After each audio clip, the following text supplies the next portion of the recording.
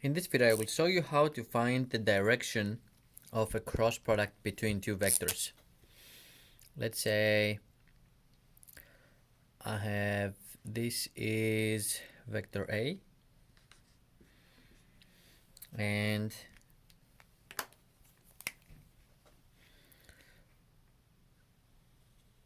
I have this red one, this is vector B. Now, I'm interested in finding the direction of the cross product A cross B.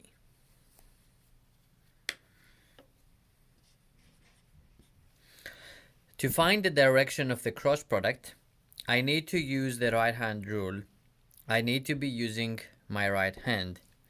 Now, the order of the two is important. A cross B will not be in the same direction as B cross A. So you have to pay attention to which vector is first. Now, the right hand rule. I need to place the fingers of my right hand in the direction of the first vector. In this case, for A cross B, the first vector is A. So I need to place my fingers in the direction of A. Now, that's the first step. The second step is to curl my fingers in the direction of the second vector towards the second vector, which is B, and I should do that without feeling any pain. So I'm not gonna try to bend them in that direction. I will bend my fingers in this direction towards B. So towards A, towards the first vector, curl them in the direction of the second vector, and when you do that, your thumb will show you the direction of the cross product. Here is, I have another vector that I can move around.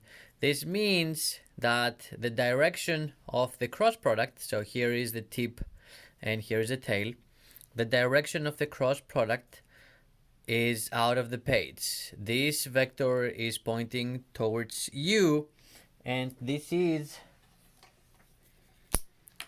the direction of the cross product is this. A cross B goes out of the page, and this is the symbol, the dot with the circle around it. This is the symbol that it points out of the page. Okay, again, the process, you can practice with me. The fingers of your right hand should point in the direction of the first vector, and then you need to curl them towards the second vector, and then the thumb will go out of the page, so towards you. Now let's do, instead of doing A cross B, let's see what we get for B cross A. Same process, exactly the same process, so I'm not gonna change that. It's just the result is different. So I start with the right hand, and I'm placing the fingers towards the first vector, which is B. Now, one thing that you will notice is that it's not possible to bend my fingers towards A, okay, because that way I would say it would be fairly painful to do that. Now, what I'm gonna do then, I'm gonna flip my hand. I'm still pointing, the fingers of my right hand that are still pointing in the direction of the first vector, but now I can actually curl them towards the second vector, which is A.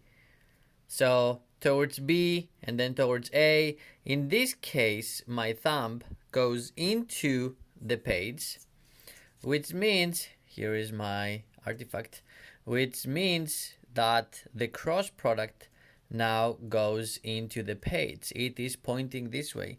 And the symbol that we use to denote a vector that goes into the page is an X with a circle around it. Okay, when you see this, this means that the arrow, the vector, is pointing into the page, away from you. So this is the process that you will always be using to find the direction of the cross product.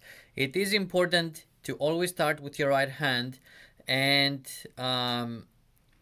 practice. At the end of the day, If you did not practice as I was doing this, practice and see that you get the same result as I did. Especially in magnetism, you will be using the right hand rule a lot.